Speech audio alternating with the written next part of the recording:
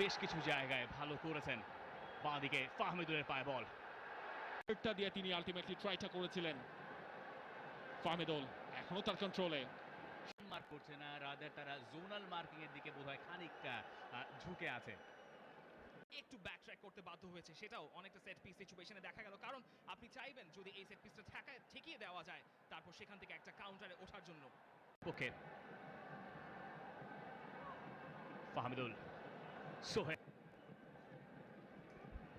অবশ্য সেই বাংলাদেশ আর লেফট সাইডে দিয়েছেন ফাহমিদুল। ওহ, অ্যাটেম্পটটা ভালো ছিল কিন্তু বলটা লুজ হয়েছে। তবে সেটা তো টাচ লাইনের বাইরে চলে যাওয়ার কথা। এক্স্যাক্টলি। ভুটান, এবং যখনই রাকিব রানগুলো নেওয়ার চেষ্টা করছেন সেখানে আরো একবার বাংলাদেশ দল উৎসুক হয়ে উঠেছিল, কারণ ফাহমিদুল প্রেস করতে।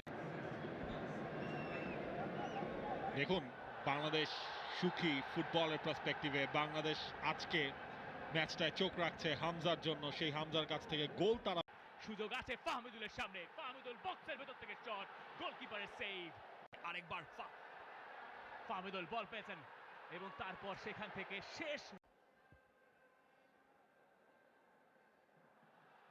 দারুণ, চমৎকার ফাহমিদুল, সেখানে রয়েছে সবকিছু কিন্তু ফাহমিদুল সোফার কিছু করতে পারেন। ফাহমিদুল জামা বাইলাইনের কাছাকাছি জায়গা থেকে তাজের সাপ্লাই হেডার জায়গাটাতে ফাহমিদুল বাদিক থেকে যে ক্রস করেছেন সেটার জন্য লাফিয়ে সাদ। ফাহমিদুল ভালো পাচ্ছিল তার জন্য, চমৎকার ফাহমিদুলের ক্রস, মোরসালিনের শট। ফাহমিদুল, ফাহমিদুলের কন্ট্রোলে ক্রস, গোলকিপার পেমা।